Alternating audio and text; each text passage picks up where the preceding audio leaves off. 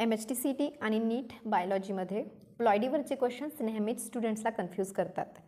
चला तर मग हा क्वेश्चन 30 सेकंड्समध्ये सॉल्व करूया. क्वेश्चन आहे, ploidy level is not same in. म्हणजेच खालीलपैकी कोणत्या ऑप्शनमध्ये प्लॉयडी लेवल हा वेगळा आहे, तो ऑप्शन आपल्याला सिलेक्ट करायचा आहे. चला प्रत्येक ऑप्शन चेक करूया. Option 1 perisperm and integument. बघा बाळांनो, हे दोन्ही पेरिस्पर्म आणि इंटेग्युमेंट हे स्पोरोफायटिक टिश्यूज आहेत. म्हणजेच दोन्हीमध्ये डिप्लॉइड सेट ऑफ क्रोमोझोम असतो, म्हणजे 2n असतात. So ploidy level is same here. Second option integuments and embryo.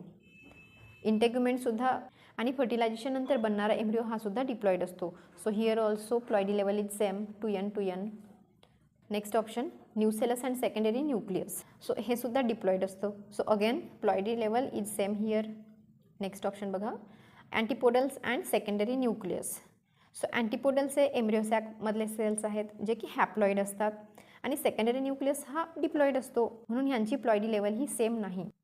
So this is the correct answer, option D, antipodals and secondary nucleus. अशाच सोप्या बायोलॉजी ट्रिक्ससाठी चॅनलला फॉलो करा. Thank you for watching.